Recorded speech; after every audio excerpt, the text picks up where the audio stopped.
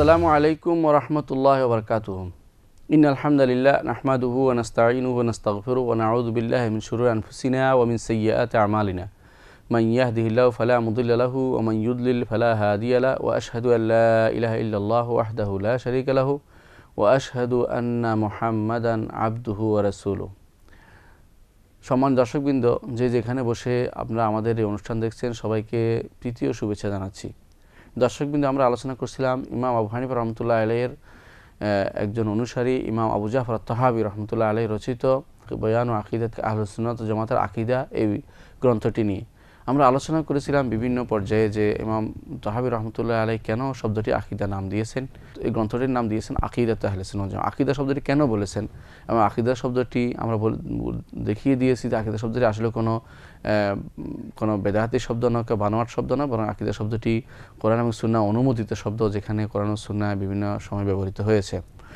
এখানে তিনি এরপরে আমরা আজকে আলোচনা করব যে তিনি বলেছেন আকিদাত আহলিস সুন্নাহ ওয়াল জামাআহ। আহলুস সুন্নাত ওয়াল জামাআহ আলা ফুকাহাইল মিল্লাহ আবু হানিফা, এভাবে তিনি কারদের আকিদা সেটা তিনি উল্লেখ করেছেন। তিনি প্রথমে আকিদাতে আহলে সুন্নাহ ওয়াল জামাআহ শব্দটি উল্লেখ করেছেন। আমরা যদি এখন চিন্তা করি যে আকিদাতে আহলে সুন্নাহ ওয়াল জামাআহ আকিদা যদি হয়, তো আমরা বুঝলাম যে আকিদাটি হচ্ছে হুকমুদ্দেহনি আল জাযেম, দৃঢ়ভাবে অন্তরে কোনো কিছু ধারণ করা, যা কখনো নড়চড় করবে না, সন্দেহ পোষণ করবে না, এমন জিনিস হচ্ছে আকিদা। তো আকিদা কার আকিদা বলা হচ্ছে আকিদাতে আহলে সুন্নাহ ওয়াল জামাআহ। কিন্তু শব্দ আমরা পাইলাম আহলে সুন্নাহ ওয়াল জামাআহ, দুটি শব্দ পেলাম। কিন্তু প্রশ্ন হচ্ছে কারা আহলে সুন্নাহ এবং কারা আল জামাআহ, কেন বলা হয় তাদেরকে? এই দুইটা শব্দ আমাদের জানা দরকার। প্রথম হচ্ছে আহলুস সুন্নাহ ওয়াল জামাআহ কখন এদেরকে বলা হয়, এদের উপরে ইতলাক হয়েছে, এদের উপরে বলা হয়েছে। আসলে দেখেন, আহলুস সুন্নাহ, সুন্নাহ অর্থ সুন্নতের অনুসারী, অর্থাৎ সাহাবায়ে সুন্নাত শব্দের অর্থ তরিকা, পদ্ধতি। যারা আল্লাহ রসুল সাল্লাল্লাহু আলাইহি ওয়াসাল্লামের মত এবং পথ পরিপূর্ণভাবে অনুসরণ করে চলে, তারা হচ্ছে সুন্নাহ। সাহাবাদেরকে সুন্দরভাবে অনুসরণ করেছেন, তারাই হচ্ছে মূলত আহলুস সুন্নাহ ওয়াল জামাআহ, তারাই মূলত আহলুস সুন্নাহ। এই যেহেতু দেখা যাচ্ছে যে আহলুস সুন্নাহ শব্দটি বিভিন্ন এই অর্থে এসেছে, সেখানে আমরা দেখতে পাই সুন্নাতের অনুসরণ নিয়ে হচ্ছে আহলুস সুন্নাহ। যদি কেউ রাসূলুল্লাহ সাল্লাল্লাহু আলাইহি ওয়াসাল্লাম হাদিসকে সুন্দরভাবে অনুসরণ করে চলে, তারা আহলুস সুন্নাহ। সুন্নতকে প্রাধান্য দেয় সমস্ত কর্মকাণ্ডে, রসুলের জীবন চরিত্রকে প্রাধান্য দেয়, রসুলের আদর্শকে প্রাধান্য দেয়, তারা হচ্ছে আহলুস সুন্নাহ। তাদের কোনো ভিন্ন কোনো নাম নেই, কোনো দল নেই, কোনো গোষ্ঠী নেই, তারা আহলুস সুন্নাহ এক নামে পৃথিবীর বিভিন্ন প্রান্ত দেশে তারা থাকতে পারে তারা কোনো প্রাচ্যে, পাশ্চাত্যে, ভিতরে, মাঝখানে, যেখানে থাকুক না কেন পৃথিবীর, তারা আহলুস সুন্নাহ ওয়াল জামাআহ বলে বিবেচিত হবেন সমস্ত মানুষ। আল জামাআহ শব্দের অর্থ হচ্ছে যে একতাবদ্ধ হয়ে থাকা। কারণ অনেকেই সুন্নাতের অনুসারী বলে দাবি করে, কিন্তু একতাবদ্ধ থাকে না, ভাগ ভাগ ভিন্ন ভিন্ন দলে গোষ্ঠীতে বিভক্ত হয়ে গেছে। তারা কখনো আহলুস সুন্নাত হতে পারে, কিন্তু আহলুস সুন্নাত গায়রু মুনতামিন ইলাল জামাআহ, তারা জামাত দিকে সম্পৃক্ত হতে পারবে না। এই জন্য শুধু সুন্নি বা আহলুস সুন্নাহ বললে হবে না, তাদেরকে সবসময় বলতে হবে আহলুস সুন্নাহ ওয়াল জামাআহ। এখন জামাআহ বলতে কেউ কেউ বলেছেন যে সাহাবায়ে কেরামকে বোঝানো হয়েছে, কারণ সাহাবায়ে কেরাম তারা হচ্ছেন জামাআহ। এরা হচ্ছে তখনকার সময় ফুল জামা আলিফ লাম দিয়ে আসার কারণে, অর্থাৎ এই জামাতকে, সাহাবায়ে কেরামকে যারা পরিপূর্ণ অনুসরণ করে চলবে, তারাই হচ্ছে পরবর্তীতে সুন্নাতুল জামাতের অনুসারী বলে বুঝতে হবেন। এর বাইরে যদি একজনও থাকে কেউ পৃথিবীতে যিনি সাহাবাদের অনুসরণ করে চলেন, তিনি একা হলেও তিনি জামাতের অনুসারী। কারণ জামাত হচ্ছে সাহাবায়ে কেরাম। সাহাবায়ে কেরাম অনুসারী হলে রাসূলুল্লাহ সাল্লাল্লাহু আলাইহি ওয়াসাল্লামের সুন্নাতের অনুসারী একদম বাস্তব চিত্র ছিল সাহাবায়ে কেরাম। রাসূলুল্লাহ সাল্লাল্লাহু আলাইহি ওয়াসাল্লামের সুন্নতের বাস্তব চিত্র ছিলেন সাহাবায়ে কেরাম। তারা দেখিয়েছেন কীভাবে রাসূলুল্লাহ সাল্লাল্লাহু আলাইহি ওয়াসাল্লামকে অনুসরণ করতে হয়, সুন্নতকে অনুসরণ করতে হয়। সুতরাং সাহাবায়ে কেরাম যেই মতে চলেছেন, সেই পথে যদি কোনো আকিদার ক্ষেত্রে কেউ চলে, আকিদা ও আমলের ক্ষেত্রে চলে, তারা হচ্ছেন সুন্নত ওয়াল জামাতের অনুসারী। যদি তারা ভিন্ন পথে চলে, ভিন্ন ভাগ হয়ে যায়, সুন্নতের দাবি করে অথচ ভাগ হয়ে যায়, দলে দলে বিভক্ত হয়ে যায়, গোষ্ঠীতে বিভক্ত হয়ে যায়, বা কোনো পার্টিতে বিভক্ত হয়ে যায়, তারা আসলে সুন্নত ওয়াল জামাত হতে পারবে না। সুন্নি হলো সুন্নি অনেকে দাবি করে, কিন্তু এই জন্য আল্লাহ তাআলার খাস রহমত যে সুন্নাত ওয়াল জামাত পরিপূর্ণ যখন হয়, তখন সহিহ আকীদা লোকে আসে। অনেকে সুন্নি দাবি করতে পারে বা আমি আহলুস সুন্নাহ বলতে পারে, কিন্তু আহলুস সুন্নাত ওয়াল জামাআহ এই জন্য তারা একসাথে হয় না, কারণ সাহাবায়ে কেরামের মানহাজের বাইরে তারা চলে। এই জন্য দুইটি শব্দ আমরা দেখতে পাচ্ছি, একটা হচ্ছে সুন্নাহ ওয়াল জামাআহ, দুইটা একটার সাথে একটা ওতপ্রোতভাবে জড়িত, কখনো একটা থেকে আরেকটা আলাদা হতে পারে না। এই জন্য সাহাবায়ে কেরাম অনুসারী হওয়ার কারণে সালফে সালেহ অনুসরণ করলে তখন বলে আতবা সুন্নাহ ওয়াল জামাআহ, তারা সুন্নত এবং জামাতের অনুসারী, সুন্নতের অনুসারী এবং জামাতের অনুসারী, দুইটা একসাথে থাকতে হবে। এর বাইরে কেউ আলাদা হলে, সুন্নতের বাইরে অনুসরণকারী যারা আছে তারা হচ্ছে শিয়া, খাওয়ারেজ, এরা আছে। আবার জামাতের বাইরে অনুসরণকারী যারা আছে, এদের মধ্যে আছে যারা দলে দলে বিভক্ত হয়ে গেছে এবং তারা নিজস্ব ছোট দল নিয়ে আলাদা হয়ে গেছে ইসলাম থেকে, এরকম বহু জিনিস আছে। তারা মূল স্রোত থেকে আলাদা হয়ে গেছে, তারা সুন্নত ওয়াল জামাতের বাইরের মানুষ। এই জন্য সুন্নত ওয়াল জামাত শব্দটি সরাসরি সহি আকিদার, সহি মানহাজের, সহি লোকদেরকে শামিল করে, যারা হতে পারে তারা কোনো মাযহাবের লোক, হতে পারে হানাফি, হতে পারে শাফিঈ, হতে পারে মালিকি, হতে পারে হাম্বলি, হতে পারে সাউরি, হতে পারে আউজারি, বিভিন্ন মাযহাবের অনুসারী আমলের ক্ষেত্রে থাকতে পারে, কিন্তু আকীদার ক্ষেত্রে এবং সুন্নতের অনুসরণের ক্ষেত্রে তারা কখনো পিছপা হয় না। যখনই সুন্নত আসে তারা মাযহাবের উপর এটাকে স্থান দেয়, হাদিসকে স্থান দেয়। যখনই তারা কোনো আকীদার ক্ষেত্রে তারা মনে করে যে সাহাবায়ে কেরাম যে পথে ছিল সেই পথে তারা থাকবে, কোরআন এবং সুন্নাহ অনুসরণ করে চলবে, ইমামদের নীতির বাইরে তারা যাবে না, কারণ ইমামরা সবাই একই আকীদা বিশ্বাসী ছিলেন, তাদের মধ্যে আকীদার কোনো পার্থক্য ছিল না। সুতরাং এই মানহাজে যারা চলেছে তারা হচ্ছে আহলুস সুন্নাহ ওয়াল জামাআহ। কখন আহলুস সুন্নাহ ওয়াল জামাআহ তাদের নামকরণ করা হয়েছে? বলা হয়ে থাকে হিজরি 2য় শতাব্দীতে এসে তাদেরকে আতবাউল আথার বলা হতো, যে তারা কোনো একটা অর্থাৎ ফেলে আসা কোনো নিয়ম অনুসারে তারা চলছে, নতুন পদ্ধতিতে তারা চলে নাই। যারাই সাহাবায়ে কেরাম এবং তাবেঈনদের মতের বাইরে চলেছে তাদেরকে বলা হতো ফেরকা, বলা হতো তাদেরকে বিভিন্ন রকমের গোষ্ঠী বলা হতো, যেমন শিয়া, যেমন খারেজি, যেমন মুতাজিলি, যেমন জাহমি, যেমন কাদারি, যেমন জাবরি, যেমন নাসিবি, এভাবে তাদেরকে বলা হতো। কিন্তু যারা সুন্নতকে অনুসরণ করে চলতো তাদের আর ভিন্ন নাম নেই, তারা আহলুস সুন্নাহ ওয়াল জামাআহ, অর্থাৎ মৌলিক জিনিস। এদেরকে কেউ তখনকার সময়ে আল আম্মা বলতো, তারা সাধারণ মানুষ বলতো। অর্থাৎ এই সাধারণ মানুষের ভিতরে ঈমানটা পরিপূর্ণভাবে তখন ছিল। সাহাবায়ে কেরামের নীতিকে পরবর্তী যারা ফেরকায় বিভক্ত হয়ে গেছে, মুতাজিলারা বা তারা জাহমিয়ারা, তারা ওদেরকে বলতো যে তারা সাধারণ মানুষ, আর তারা নিজেদেরকে বিশেষ মানুষ মনে করতো, কারণ তারা বিবেকবাদী ছিল মনে করতো তারা নিজেদেরকে, এবং তারা এই জন্য নিজেরা ভিন্ন নাম দিয়ে আলাদা হয়ে যায়। অথচ আহলুস সুন্নাহ ওয়াল জামাতের কোনো ভিন্ন নাম থাকবে না, একটাই থাকবে, সেটা হচ্ছে তারা হচ্ছে আহলুস সুন্নাহ ওয়াল জামাআহ। হিজরি 2য় শতাব্দীতে তাদের উপরে এই নামটা নিজেদের অটোমেটিকলি চলে আসে, কারণ যখন আলাদা হয়ে গেছে অন্যরা, তখন নিজেরা বলছে আমরা আহলুস সুন্নাহ, সুন্নতকে অনুসরণ করেছি, আর আমরা জামা, আমরা একতাবদ্ধ থাকি, আমরা ভাগ হওয়া পছন্দ করি না। আমরা এক ইমামের অধীন থাকতে, যতক্ষণ ইমাম সালাত কায়েম করবে এবং কোরআন এবং সুন্নাহর বিরোধী কথা সরাসরি বলবে না, ততক্ষণ পর্যন্ত কোনো রাষ্ট্রপ্রধানের বিরোধিতা আমরা করি না। আহলুস সুন্নাহ ওয়াল জামাতের এটা একটা বিরাট গুরুত্বপূর্ণ দিক, এবং তারা সেটা অনুসরণ করে চলে। মূলত সুন্নাত এবং জামাত দুইটা একটার পরিপূরক, কখনো একটা থেকে আলাদা হতে পারে না। রাসূলুল্লাহ সাল্লাল্লাহু আলাইহি ওয়াসাল্লাম এই শব্দটি ব্যবহার করেছেন। আপনারা জানেন, রাসূলুল্লাহ সাল্লাল্লাহু আলাইহি ওয়াসাল্লাম জীবনের শেষ অংশে যখন বলা হলো তাকে, যে বিভিন্ন বিষয়ে আলোচনার পর রাসূলুল্লাহ সাল্লাল্লাহু আলাইহি ওয়াসাল্লাম তাকে জিজ্ঞাসা করে আহলুস সুন্নাহ জামাত কি, মানে কারা সঠিক পথের উপর থাকবে, এই বিষয়গুলো আলোচনা হলো। রাসূলুল্লাহ সাল্লাল্লাহু আলাইহি ওয়াসাল্লাম সেখানে জামাত শব্দের উল্লেখ করেছেন। এক হাদিসে এসেছে, সুনান কিতাবে হাদিসটি এসেছে, সাতাফতারিকু হাযিল উম্মাহ আলা 73 ফিরকা, এই উম্মত 73 ভাগে বিভক্ত হবে, কুল্লুহা ফিন্নার, সবাই জাহান্নামে যাবে, ইল্লা ওয়াহিদা, একটি ব্যতীত, ওয়াহিয়াল জামাআহ, রাসূল নিজে এদেরকে নাম দিয়েছেন জামাআহ, অর্থাৎ এটা হচ্ছে যারা একতাবদ্ধভাবে থাকে, এককভাবে থাকে এবং একসাথে ছিল সাহাবায়ে কেরাম। তাদের মধ্যে আকীদাগত কোনো বিভক্তি, আকীদা বা মানহাজ দলীয় কোনো বিভক্তি কখনো দেখা যায়নি। যারা সাহাবায়ে কেরামের এই মতের এবং পথের অনুসরণ করে চলবে তারা জামাআহ বলে বিবেচিত হবে। রাসূলুল্লাহ সাল্লাল্লাহু আলাইহি ওয়াসাল্লাম বলেছেন যে তারা এই পথের অনুসরণ করে চলবে। মূলত এখানে একটা জিনিস উল্লেখযোগ্য, সেটা হচ্ছে যে কারা এই জামাআহ, এটা কিন্তু রাসূলুল্লাহ সাল্লাল্লাহু আলাইহি ওয়াসাল্লাম অন্য হাদিসে এসেছে। রাসূলুল্লাহ সাল্লাল্লাহু আলাইহি ওয়াসাল্লামকে জিজ্ঞাসা করা হয়েছে যে রাসূলুল্লাহ সাল্লাল্লাহু আলাইহি ওয়াসাল্লামকে কোন পথটা শুদ্ধ আমরা কিভাবে বুঝতে পারবো? রাসূলুল্লাহ সাল্লাল্লাহু আলাইহি ওয়াসাল্লাম তখন বলেছেন, মা আনা আলাইহি ওয়া আসহাবি, যার উপর আমি আছি এবং আমার সাথীরা যে পথে আছে সেই পথের উপর তোমাদেরকে চলতে হবে। এই পথটা হচ্ছে আহলুস সুন্নাহ ওয়াল জামাআহ। আহলুস সুন্নাহ ওয়াল জামাআহ রাসূলুল্লাহ সাল্লাল্লাহু আলাইহি ওয়াসাল্লাম অন্য হাদিসে বলেছেন বোঝানোর জন্য যে সঠিকভাবে যে কাদেরকে অনুসরণ করতে হবে, তখন তিনি একটি বলেছেন, স্পষ্টভাবে বলেছেন যে এর বাইরে যেন না যাও, এর বাইরে গেলে পথভ্রষ্ট হবে এবং জাহান্নামের ভয় দেখিয়েছেন। সেটা হচ্ছে তিনি বলেছেন, আলাইকুম বিসুন্নতি, তোমরা আমার সুন্নতকে, আমার আদর্শকে মেনে চলবে, ও সুন্নতুল খুলাফায়ে রাশিদিন, খুলাফায়ে রাশিদার সুন্নতকে তোমরা অনুসরণ করে চলবে, আল মাহদিয়িন, যারা হেদায়েত প্রাপ্ত, হেদায়েতের পথের পথিক, হেদায়েত দেখিয়েছেন, নিজের হেদায়েত প্রাপ্ত, অন্যদেরকে হেদায়েতের পথ দেখিয়েছেন।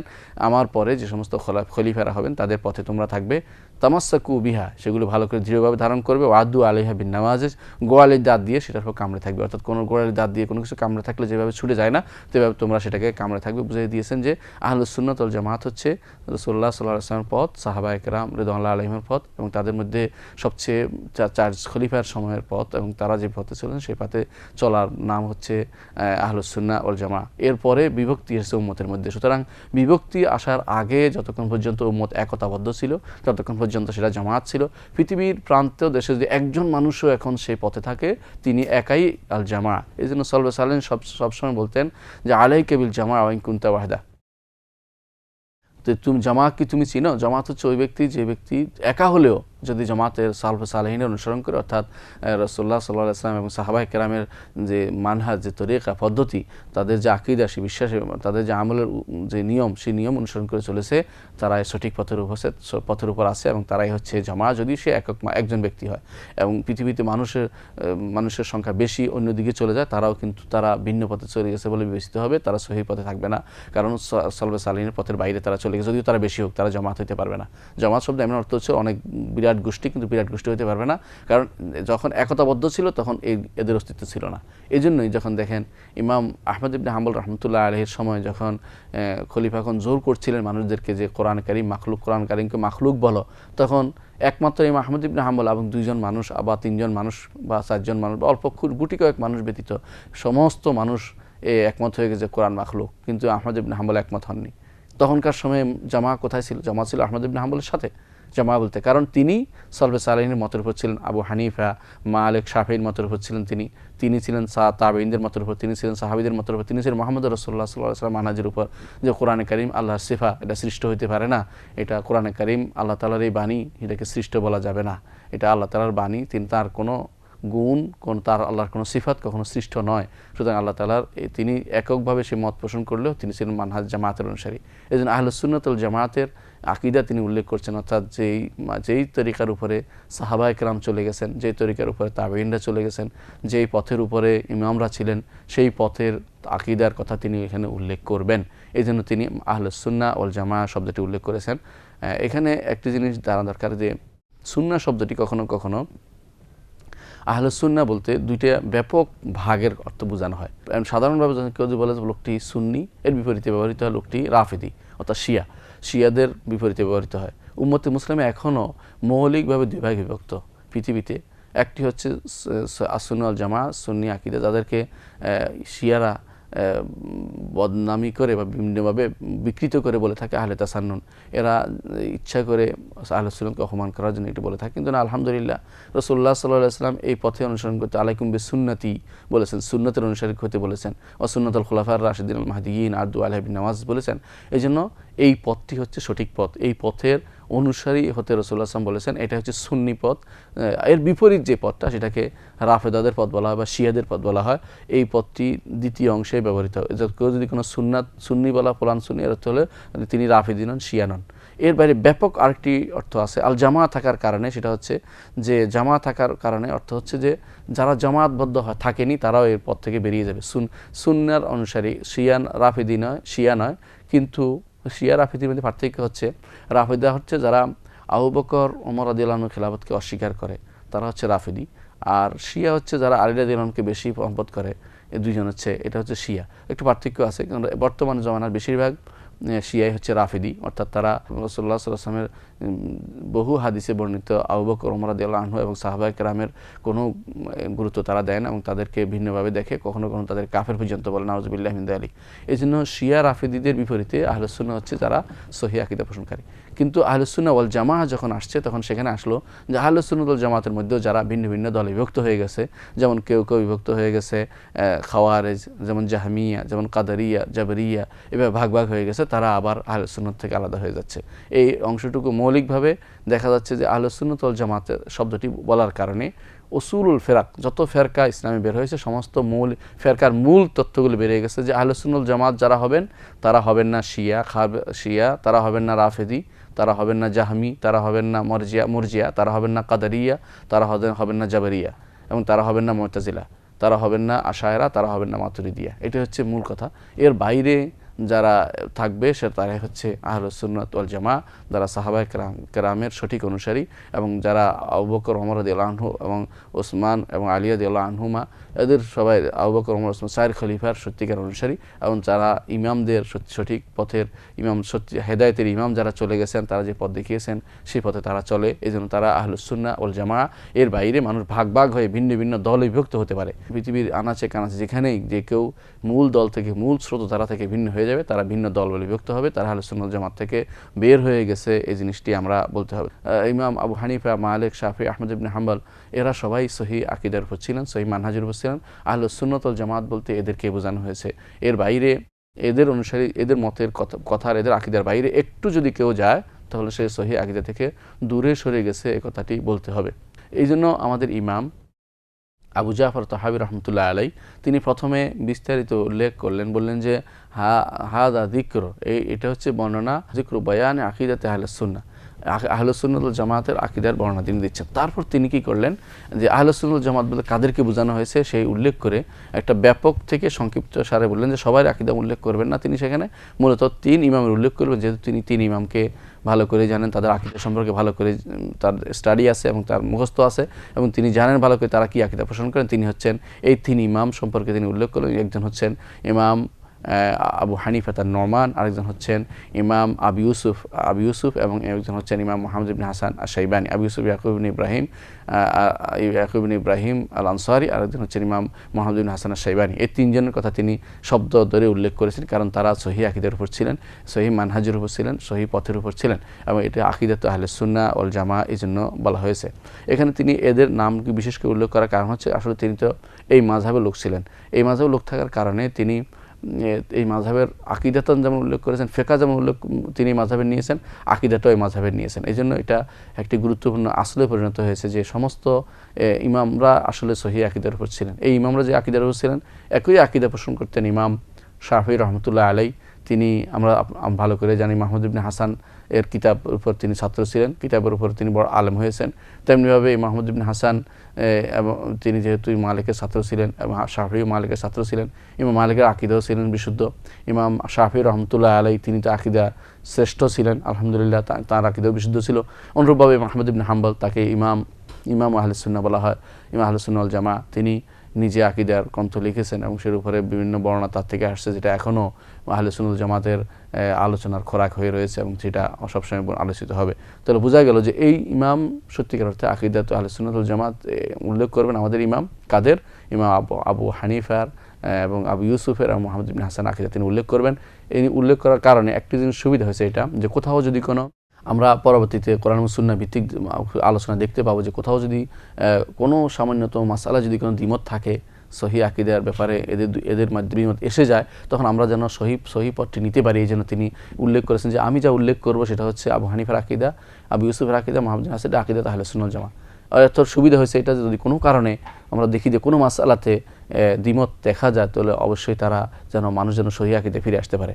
আবু হানিফা, আবু ইউসুফ, মুহাম্মদ এরা যদি কোনো ভুল কোনো কারণ হয়েও যায় বা ওদের কোনো কথা যদি কোনো অস্পষ্ট থেকে যায়, তাহলে আমরা যেন সহি আকীদাটাকে গুরুত্ব দিই। যেন তিনি প্রথমেই আজ আকীদাত আহলে সুন্নাহ বলেছেন, তারপরে এদের কথা বলেছেন। তো আকীদাত সুন্নাহ ওয়াল জামাআহ আমি এটা বুঝি, তিনি এটা বুঝেন এবং সেটা আলোচনা করেছেন। আমরা ইনশাআল্লাহ ইমামদের আলোচনা এবং ইমামদের এই কিতাবের মধ্যে, বিশেষ করে এই কিতাবের মধ্যে আর কোন কোন জায়গাতে একটু আলোচনার বিষয় আছে, কোন কোন জায়গাতে আসলে আকীদা আহলে সুন্নাহ জামাতের ছাড়াও ভিন্ন ব্যাখ্যাও কেউ কেউ করেছেন, জায়গাগুলো আমরা চিহ্নিত করে কোনো পর্বে ইনশাআল্লাহ আরও বিস্তারিত আলোচনা করব। ততক্ষণ আপনারা সুস্থ থাকুন, ভালো থাকুন এবং আমাদের জন্য দোয়া করবেন। ও আখির দাওয়ানা আলহামদুলিল্লাহি রাব্বিল আলামিন। আসসালামু আলাইকুম ওয়া রাহমাতুল্লাহি ওয়া বারাকাতুহু।